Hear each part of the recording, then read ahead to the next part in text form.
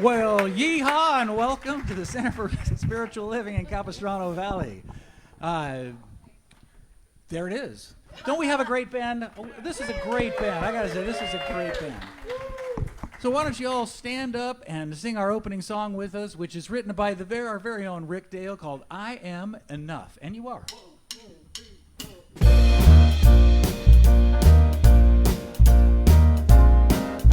If ever I fly, God knows why.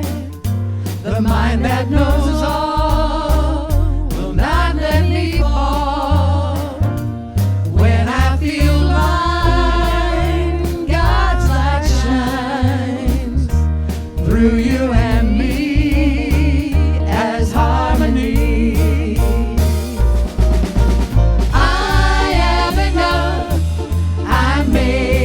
God's stuff. I go with the flow, and God lets me know that the balance of life is a dance of love.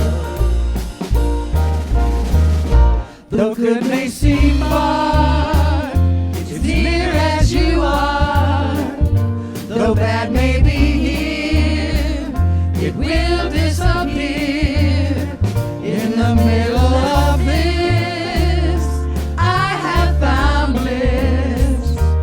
Through you and me as harmony. I am enough. I'm made of God's stuff. I go with the flow, and God lets me know that the balance of life is a dance of love. Whenever I fail, God fills my sails, and when I succeed, it's not only me, it's the limitless life that makes it all right. Through you and me as harmony. I am enough. I'm made of God's stuff. I go with the flow, and God lets me know that the balance of life is a dance of love. I am enough. I'm made of God's stuff. I go with the flow, and God lets me know that the balance of life is a dance of love.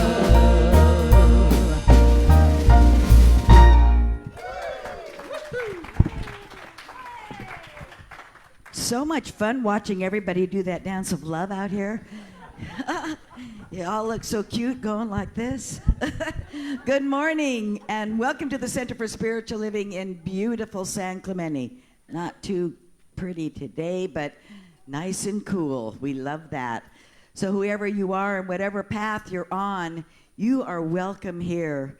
And I want to share with you the reading that I received from Reverend Raffi Ellis from the Sierra Center for Spiritual Living up in Grass Valley, California. I was there last month because I love it, and I think it really does explain who we are.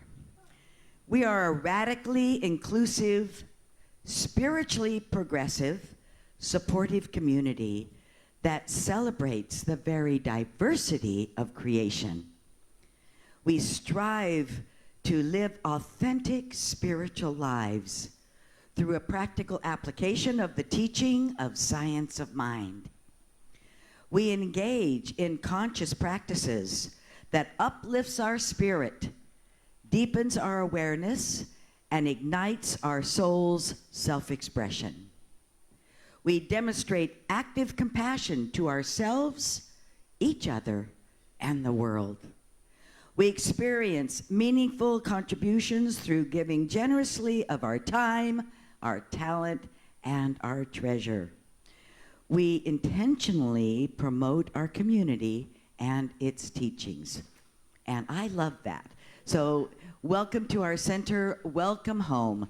We're going to light the flames of faith like we do every Sunday morning.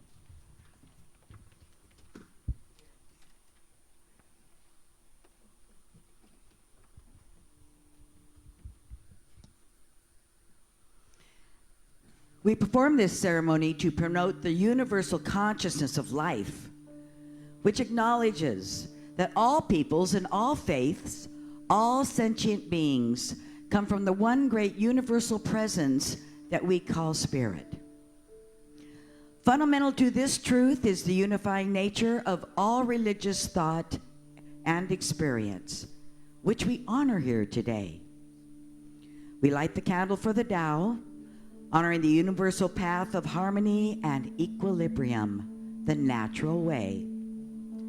We light the candle for the shamanic traditions, honoring the beliefs and the practices of all indigenous peoples, the way of primal spirituality.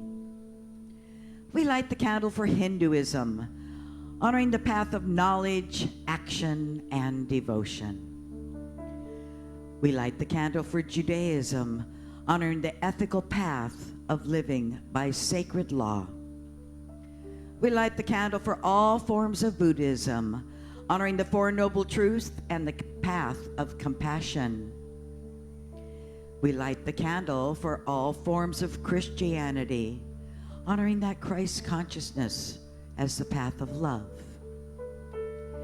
We light the candle for all forms of Islam, honoring the path of compliance with the will of God as the highest calling. We light the candle for the universalistic religion of Baha'i, honoring the path of unity and the path of peace. We light the candle for all forms of new thought, honoring the metaphysical path of mental healing through the practice of universal spiritual principles. And as practitioner Rick Dale lights that last candle, please represent the path that brought you here this morning. And now, Jill Barnett will be will perform our opening affirmative prayer, our affirmation, and our declaration.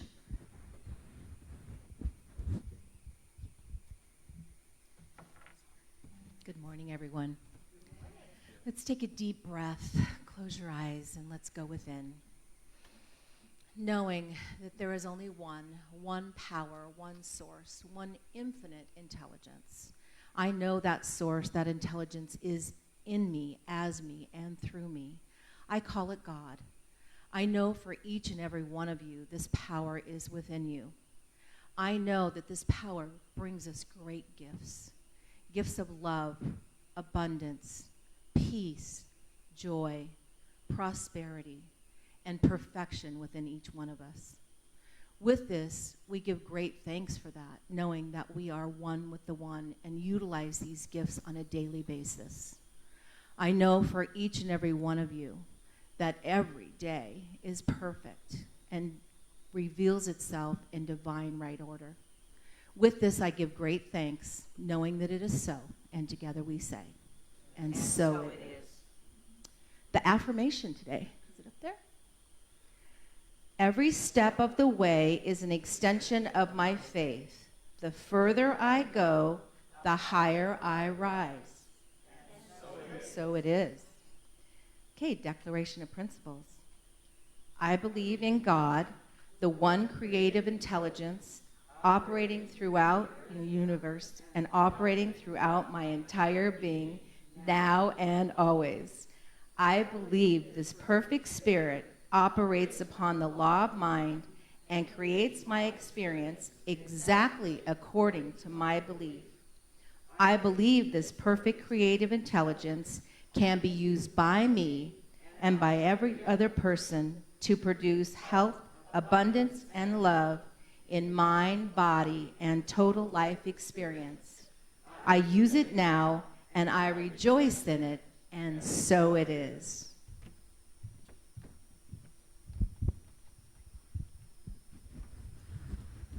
Thank you so much, Jill. And now it's my pleasure to welcome to the platform Wade Wooldridge.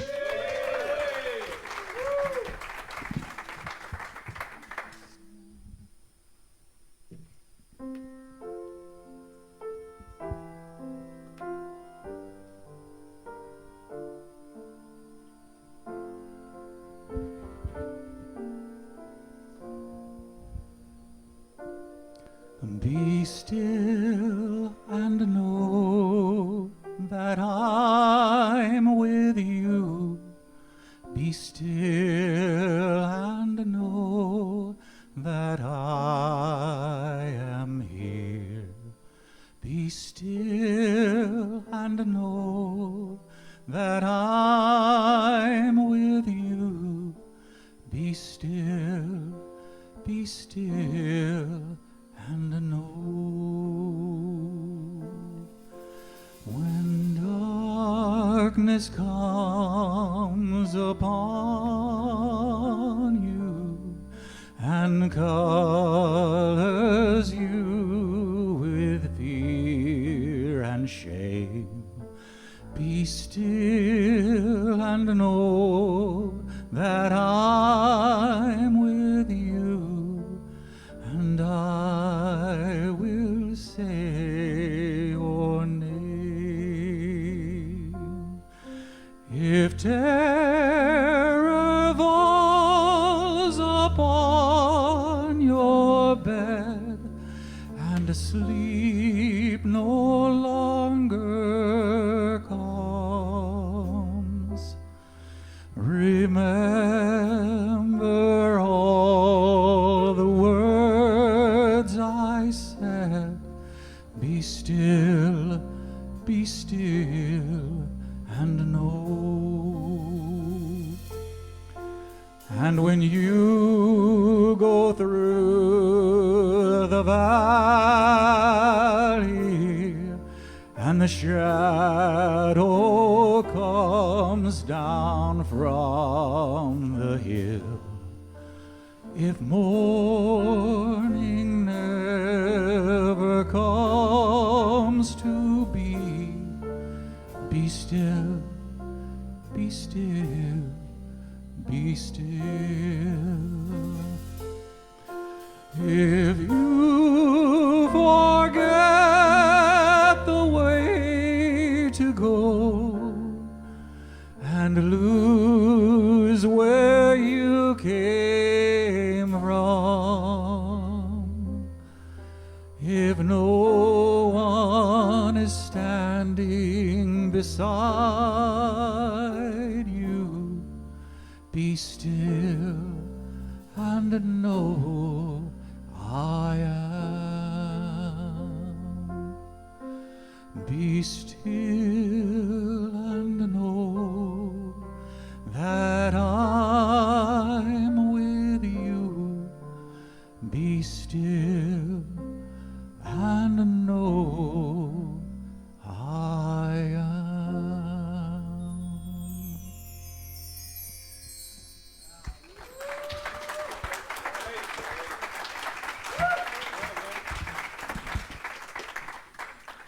Oh, that is a beautiful song. That is what a perfect song for today, for our subject, for our title today. So we've been all year long, our yearly theme has been timeless wisdom and evolutionary vision. And so that's what we've been carrying through all year long for all the Centers for Spiritual Living. So September started out with our Reverend Alice Reed speaking on Reaching Higher. That's the September theme, and that was the first theme for the first Sunday in September, so Reaching Higher. And then today we have When the Road Gets Rocky, and that's going to, and Reverend Arpad is going to tell us about how to deal with that when the road gets rocky. Please give a warm welcome, Reverend Arpad Petrus.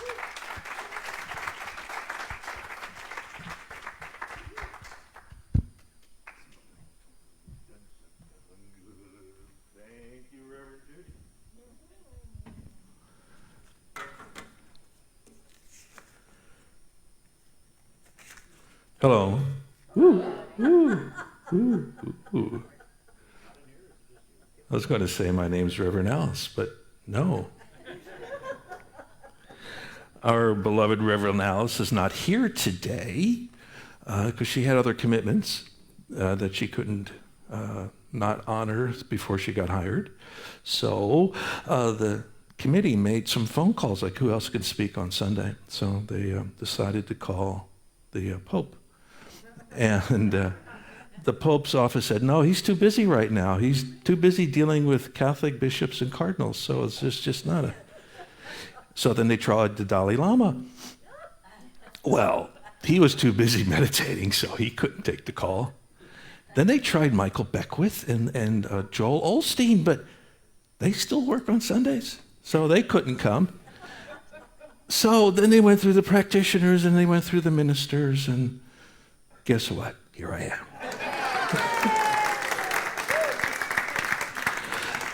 So I started out by mentioning the Pope. And the reason I did that is because he reminds me of my youth. Now, do we have any recovered Catholics in this group? Okay, so you know what that means. So I was raised as a Catholic, and I was also an altar boy. And being an altar boy really allowed you to see the behind the scenes of the Catholic Church. And it was very interesting. So we won't talk about that too much. But what I found always interesting to me is that, the priest would give the sermon, which I usually didn't understand or get, and then they would go to the back of the church, and as everybody was leaving, they'd greet you, just kind of like what we used to do. And then you could really see what people were thinking. As soon as you passed the priest, that's when the parents would whack you on the head for misbehaving at church.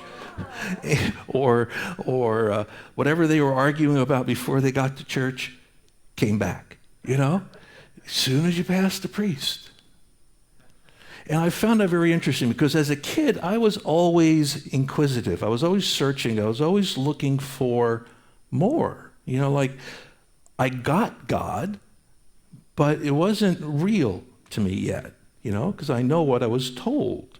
And being Catholic, you were told that you are the best religion in the world. You are the top of the pecking order. Everybody else is less than.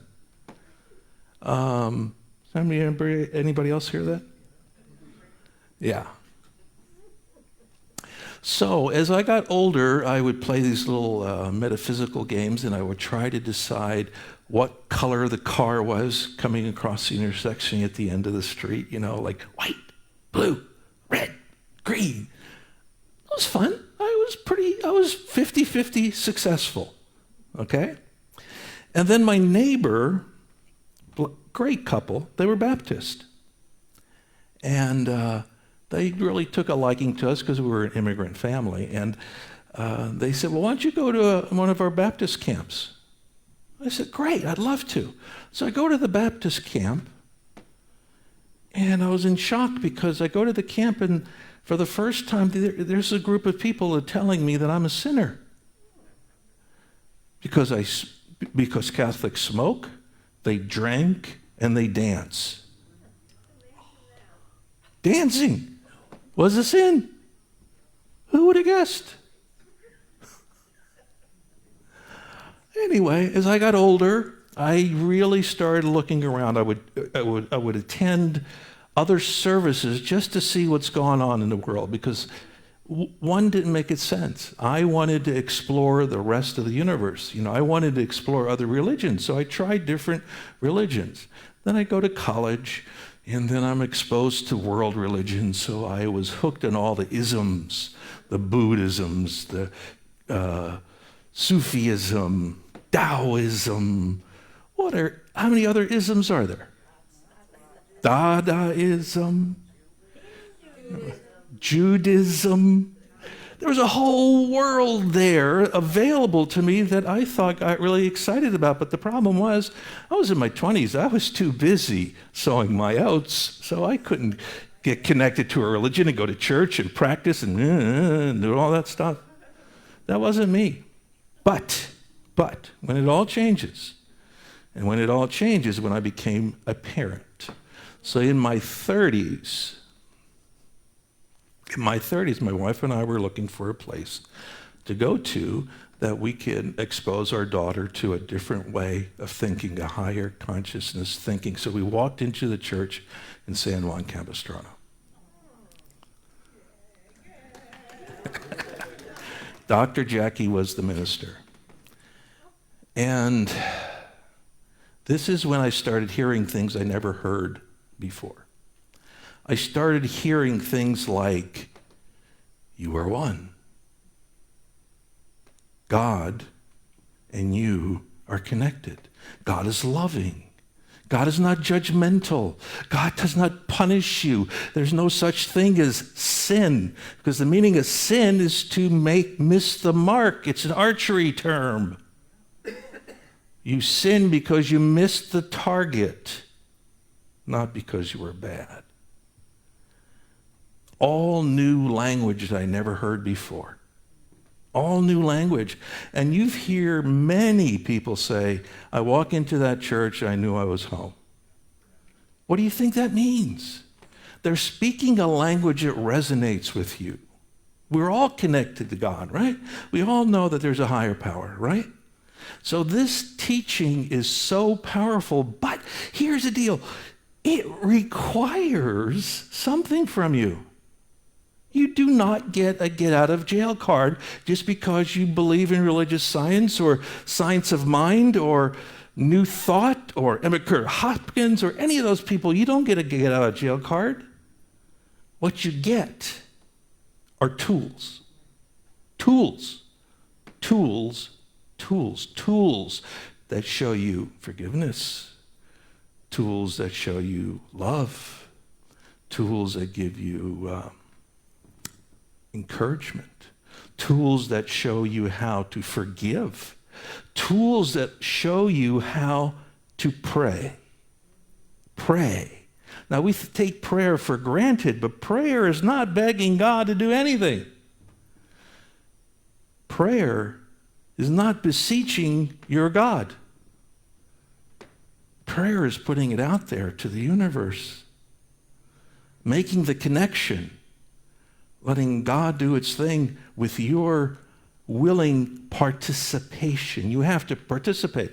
The other thing that this teaching expects of you is a belief that there is a higher power and a higher consciousness greater than yourself. If you don't believe that number one tenet, you shouldn't be here. Because there is a higher consciousness. So we hear this notion we're human beings having a spiritual experience. We're spiritual beings having a human experience. Well, both of those are true. Both of those things are true. We are in a physical world, right? We are in a physical world. I look at Karen, she has a blue top on, or whatever that thing is. Jacket. Okay, that's real, that's physical, okay? She's not going to make it red. It's real, it's blue. Okay? So what do you think science of mind's purpose is? Purpose of science of mind. Anybody? What? Wake up. To wake up. Anybody else? Be your authentic self. Be your authentic self. How do you know who you are? Huh? Okay. Healing. Okay. In my opinion, the purpose of the science of mind is to reconcile the difference between the spiritual world and your human world.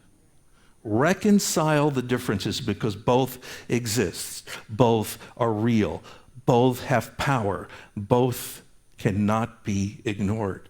So our teaching gives us tools so we can reconcile the difference between the two. Deepak Chopra made a really great analogy that I use over and over and over again. He said it's like having a railroad car on a train. You're on a track. That car is yours. You get to decide how clean it is, how dirty it is. Does it need paint? The windows open or closed? You get to decide the furniture. You get to decide the style. It's your car. And you also get to decide if it goes forwards or backwards, or doesn't move at all. But every time you make a decision to move forwards, your car goes forwards in this direction. Every time you choose again, it goes another step forward. Eventually, it comes to a split in the road. Uh-oh. Now you have to choose, right? You have to choose. Are you going to go left? You're going to go right? You're going to go forwards? Or are you going to go backwards? Every time you make a decision, you're moving forwards. And the bottom line is that every track, no matter what decision you make, all comes back to God. Every decision you make, in the end, all comes back to God. Think about that for a second. Can you make a mistake? No, because it's your car. You're the one deciding how it's moving through life. But the tools are what makes you go through it with a little more grace, a little less pain, a little more effort, less effort. You know, if you're an atheist, you don't need these tools. What the hell? Why would you need these tools? You know, you could go through life and not have these tools, but man, it sure is a lot easier if you have them, if you use them.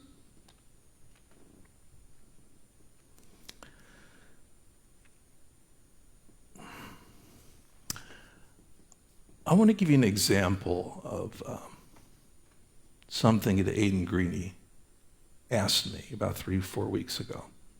Aidan's a practitioner. He was supposed to speak today, but he couldn't. And my left hip, my left IT band was in incredible pain and just kind of came out of nowhere. And Aidan said, Arpad, what were you thinking the last 3 months? What was I thinking about the last 3 months? What was on my mind the last 3 months? What was being created in my consciousness the last 3 months? Because this teaching tells us that thoughts are things. Thoughts have power. Thoughts manifest, and thoughts can be changed. Change your thinking, change your life. Change your thinking, change your future. Change your thinking, change your experience, change your expectation. Change, just change. So, when we walk the rocky road, and I'm not talking about ice cream. Hans, would you like some rocky road life experience? Or so when we're walking the rocky road, when we're walking through a storm, when life is not behaving the way we think it should behave, what begins to happen? Bingo. Fear. Fear. Fear, and we've all heard this before, false evidence appearing real. But it's true. We get into fear. The truth of it is we are hardwired for fear. Think about that. We are hardwired for fear because fear has a purpose. It could save your life if you're in danger. If you're being assaulted or attacked or you see something, fear has a purpose. So we're born with this DNA that resonates and understands fear. But, what are we fearing? We're fearing the loss. We're fearing death. We're fearing the loss of finances. We're fearing the loss of income. We're fearing the loss of family, relationships, health. All of this fear is inside of us. So what do? We use the tools. We use the tools that the church, jeez, God forbid. We use the tools that the Science of Mind teaching gives us, which says, you are wonderful, you are powerful, you are part of the whole, you are part of mankind, you are part of the universe, you are part of God, you are God incarnation, you are part of everything. Everyone is connected to one universal, masterful, perfect experience. Your job is to find out what your purpose is in this planet of humanity, of real chairs and windows and doors and clothes and see what your spiritual nature and connection is. Because it's not always seen, but it is always felt. God is always felt in your heart, in your minds, inside. So, now I'm going to share a little secret with you guys. A little secret. The secret is, I'm not always a fan of the Sunday sermon. You know why? Because to me, the Sunday sermon is only the beginning. It's only the beginning. It is only planting the seeds. But you're not doing anything yet.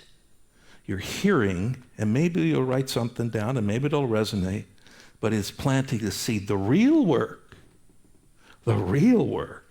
happens when you take a class. The real work happens when you get together with other like-minded people to share your experience, to share your feelings, to share your humanity. When I was in ministerial school, the one thing they said, I always remember this. What do you think the number one reason is why people go to church? Feel good? Feel God? Community? Friends? Okay. The number one reason was not the sermon. The number one reason was not the minister. The number one reason was not the message or the church.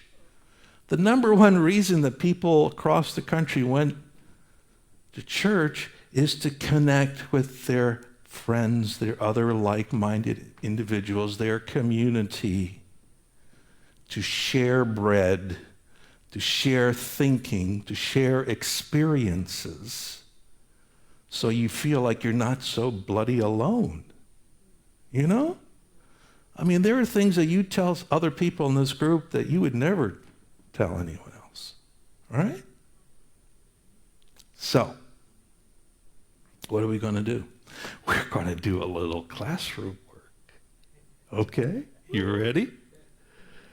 Yeah? Okay. We're going to, because see, I love to meditate. You know that. I love to meditate, and I love to do things. I like to experience things. I can't always listen.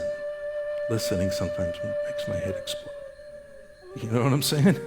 Because I want to do something. I want to do something about it. I want to stand up and shout or yell or cry or scream or move to the next level. I just don't want to listen. So, ready? You with me? Anyone not with me? Oh, yeah. All right. We're going to start out with a meditation. Now, we can't do a really long one because otherwise, you'll never get out of here. All right.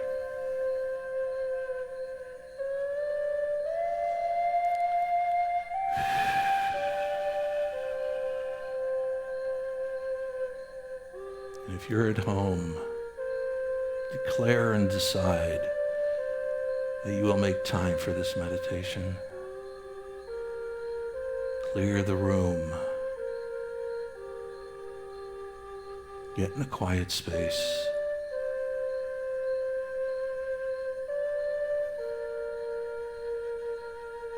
Take a deep breath. And exhale.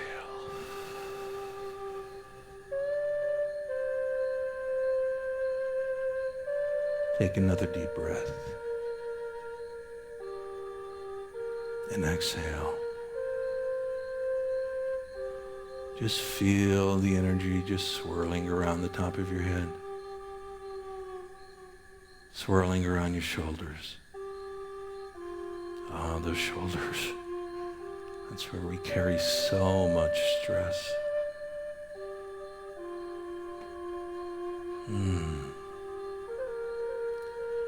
Feel the energy moving down your body. Down your arms, around your solar plexus. Take a deep breath and breathe.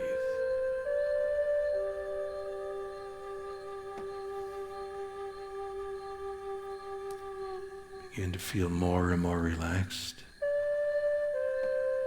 more and more present. And now feel that energy going down your legs, through your feet, and into Mother Earth below.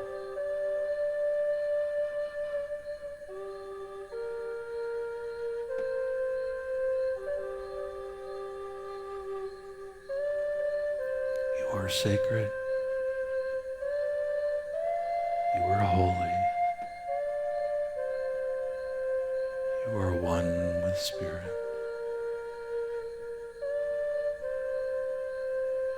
You are one with the eagle that floats in the sky.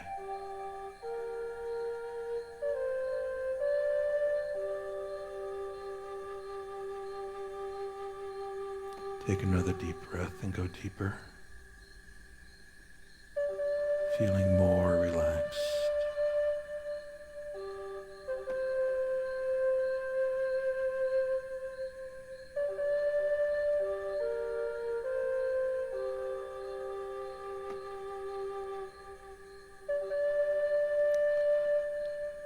Now I want you to imagine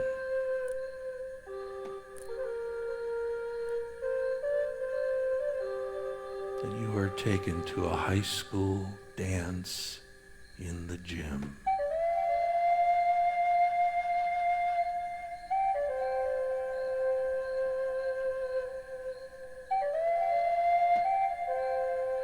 There are lights, there are people, and there are chairs.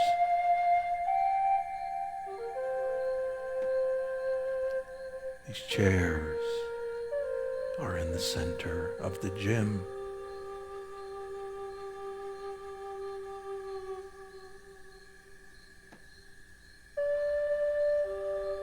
Each chair represents one of your fears that you faced or have had or are facing right now.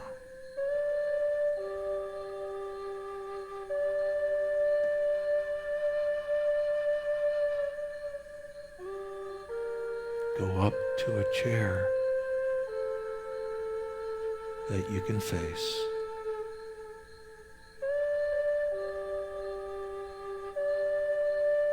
And ask it to dance with you.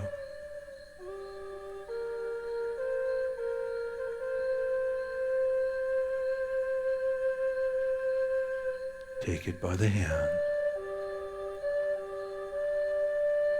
and take it to the center of the floor.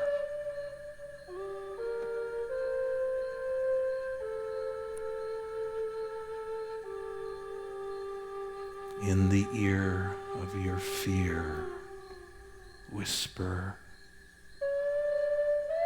"Why are you here? What do I need to learn? What do I need to do? Instruct me, guide me, speak to me now."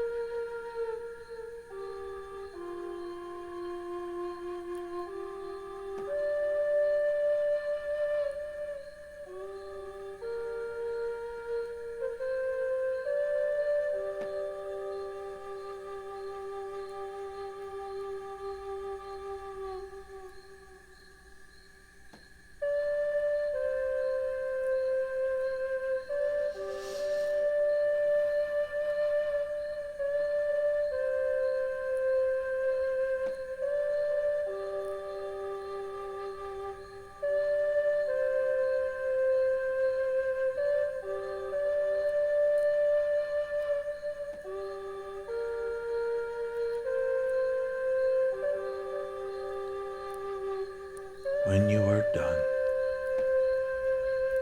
take your fear and just escort it out the door.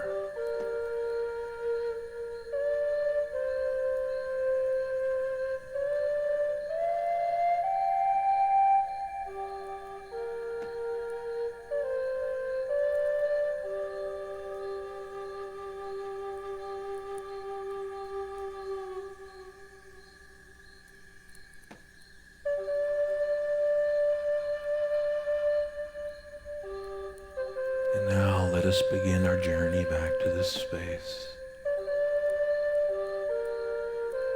Say thank you, God. Thank you, Spirit. Thank you, Mother Earth, or Father Sky, for whatever small wisdom has come my way.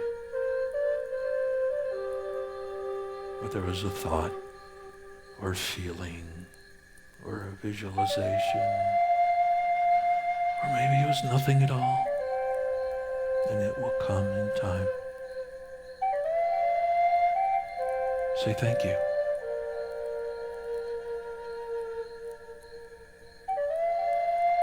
And begin your journey back.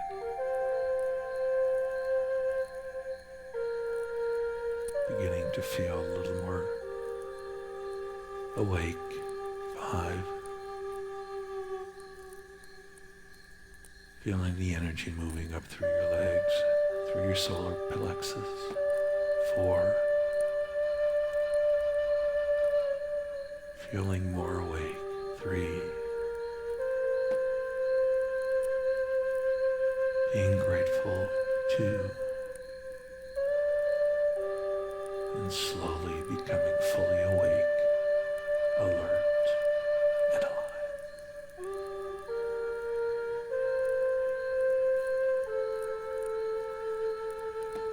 And we're done. Now, we could have used a lot more time. But this is the growth right here. Somebody is willing to share something about their experience. Maybe it was a thought that you didn't expect. Maybe it was something you thought you were done with. Maybe it's something that just came up. Do we have any person that wants to say one thing? Oh, do you have that, Judy? Okay. Yes, back there, Dina.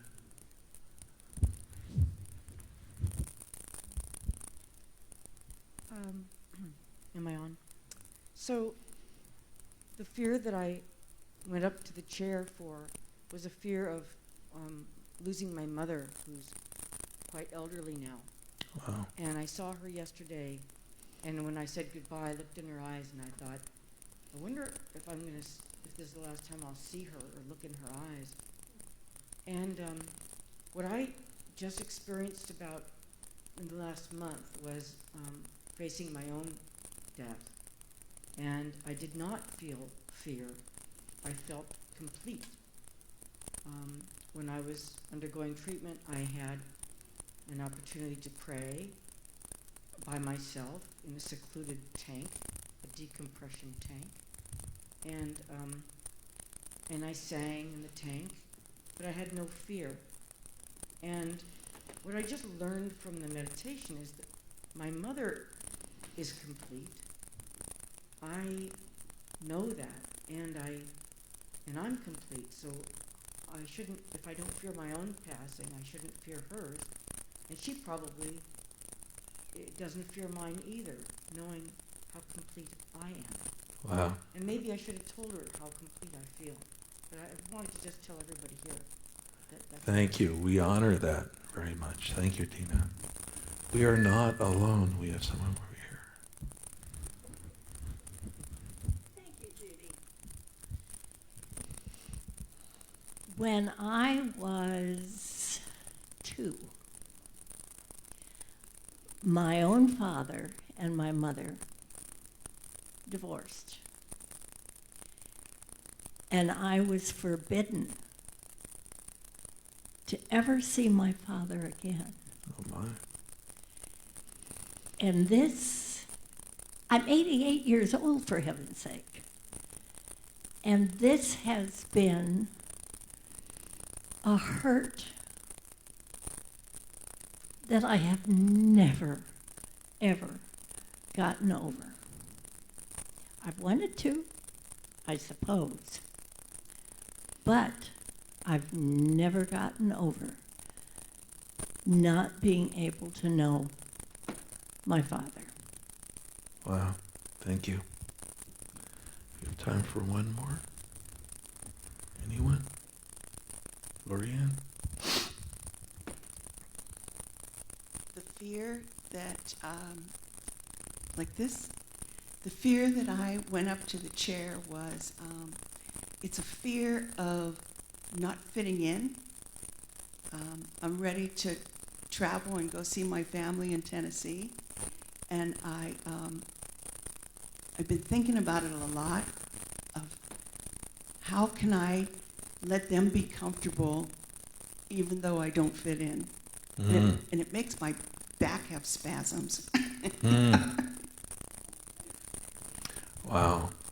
You know, the bottom point, you know, Dennis Merritt Jones said, you're not trying to defeat fear. You're trying to transform fear. We're trying to transform yourself.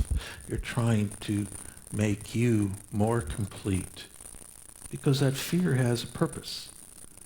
It's there, whether we want it or not. It's in our hearts. It's in our lives. It showed up. And since we're hardwired, you know, you just can't like that.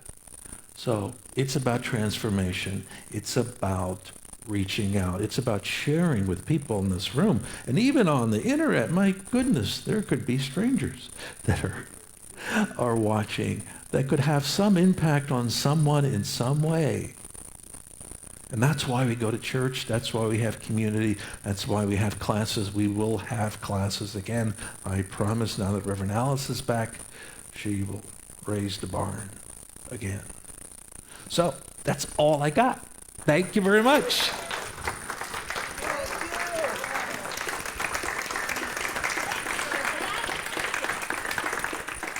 Thank you so much, Reverend Arpad. That was very meaningful. I have to share what I had. Oh, go ahead. Yeah. Go ahead. Went up to that chair of fear for my granddaughter, my beautiful granddaughter, who's an addict, and I was always in fear for her life. And what I got was, love her, and let her go, set her free. So that's what I got, real quick. So thank you for that. I needed that. And now, once again, Wade Wooldridge.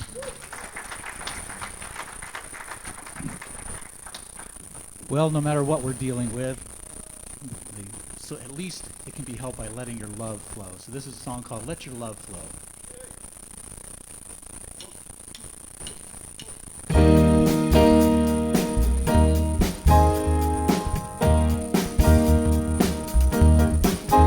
There's a reason for the sun shining sky, and there's a reason why I'm feeling so high. Must be the season when that love light shines all around us. So let that feeling grab you deep inside and send you reeling where your love can't hide, and then go stealing through those moonlit nights with your love. Just let your love flow like a mountain stream, and let your love grow with the smallest of dreams, and let your love show, and you'll know what I mean. It's the season. And let your love fly like a bird on a wing, and let your love bind you to all living things, and let your love shine, and you'll know what I mean. That's the reason. There's a reason for the warm, sweet nights, and there's a reason for the candle lights. Must be the season when those love lights shine all around us. So let that wonder take you into space and lay you under its loving embrace. Just feel the thunder as it warms your face. You can't hold back. Oh, let your love flow like a mountain stream, and let your love grow with the smallest of dreams, and let your love show. And you'll know what I mean, it's the season. Just let your love fly like a bird on a wing, and let your love bind you to all living things, and let your love shine. And you'll know what I mean, that's the reason. Whoa, let your love flow like a mountain stream, and let your love flow with the smallest of dreams, and let your love show. And you'll know what I mean, that's the season. Yeah, let your love fly like a bird on a wing, and let your love bind you to all living things, and let your love shine. And you'll know what I mean, that's the reason. Let your love flow like a mountain stream, and let your love grow with the smallest of dreams, and let your love show. And you'll know what I mean, it's the season. Yeah, let your love fly like a bird on a wing, and let your love bind you to all living things, and let your love shine. And you'll know what I mean, that's the reason. Oh, wow, Wade. Love that song and love the way you do it. We are so blessed to have Wade. Oh my gosh. Okay, yes we are. Okay, it's time now for our offering. And we have, just a moment please. Yes. So we have baskets at the back of the room, and we have baskets at the doors. So we're not passing baskets, but we will. If you are out there in cyberspace, you can go to our website at cslcv.org, and you can donate there, or simply mail in a check. But those of you here in your room, you want to take that gift and put it over your heart, and we'll say our affirmation together. My offering is my acceptance of God as the source of my supply, and it symbolizes my faith in the abundant flow of this supply.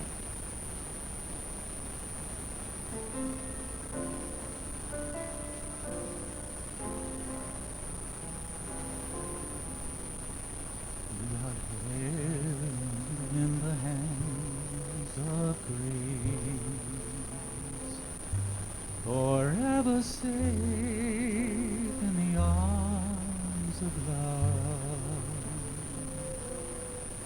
like a child receives protection from a mother's warm embrace. We are held in the hands of grace.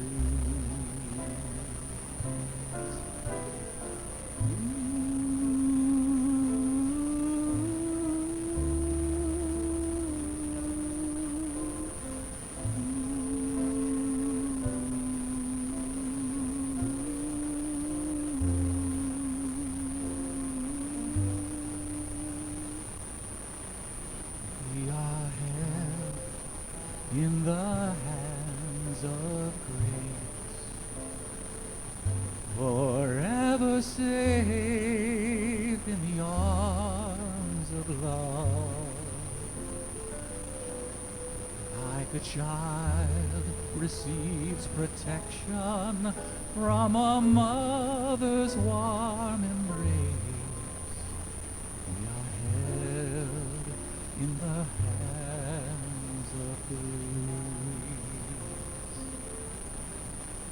We are held in the hands of grace.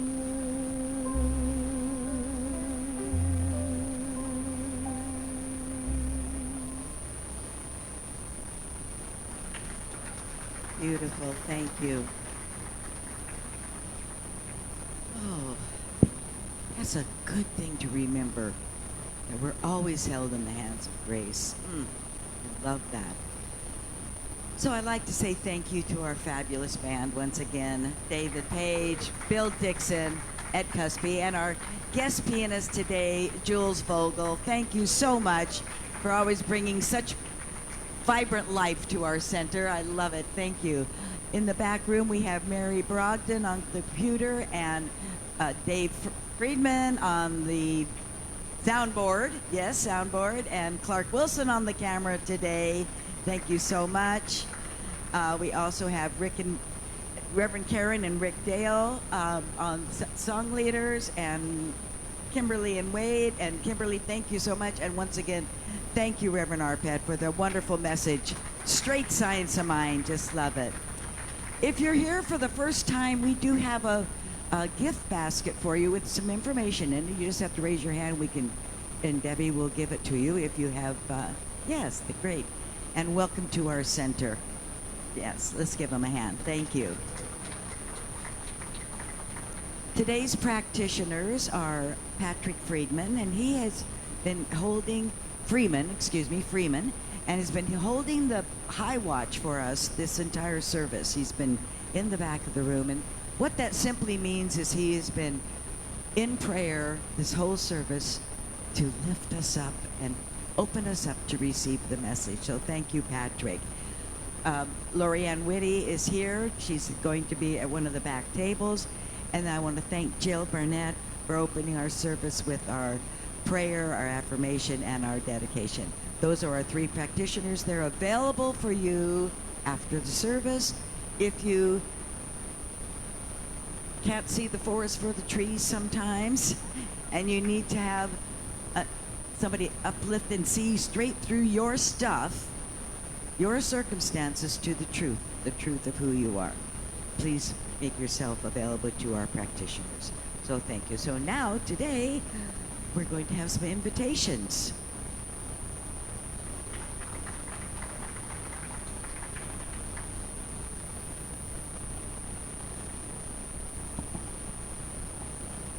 So first invitation, you're invited to attend Conscious Connection right here in the sanctuary from 12 to 12:30. Get together with Mary Brogdon and friends and for a brief discussion about today's topic. Mahatma Gandhi said, the best way to find yourself is to lose yourself in the service of others. We have the perfect opportunity for you to find yourself by serving our spiritual community. There are volunteer opportunities to be a greeter, an usher, a coffee barista, a camera operator, a table schlepper, or even a sound technician with some training, of course. Please contact our volunteer coordinator, Kathy Story, if you are interested or if you have any questions. And our Zoom groups continue on Thursday mornings from 10:30 to 12:30. We have Shifting Sands, Coming Home, Awakening to Spirit on Friday mornings at 8 a.m. The links are available on the weekly email. And for information regarding our LGBTQ group, please see Kathy Story or Tony Sparks. Our executive suites at Talega, which are upstairs, has several suites available to lease. If you know of anyone who might be interested in the freedom of working from a beautiful private office with all of the suite's benefits, please have them call Mary Brogdon or Claudia Nelson Monday through Friday between 8 a.m. and 5 p.m. And they're closed between 12 and 1. I think that's it. Anything more, Reverend Judy? All right, let's stand and sing our closing song.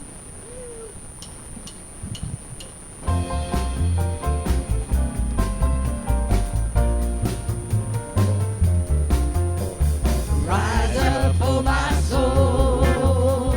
Rise up, oh my soul. Rise up, oh my soul. Let spirit grow. Rise up, oh my soul. Rise up,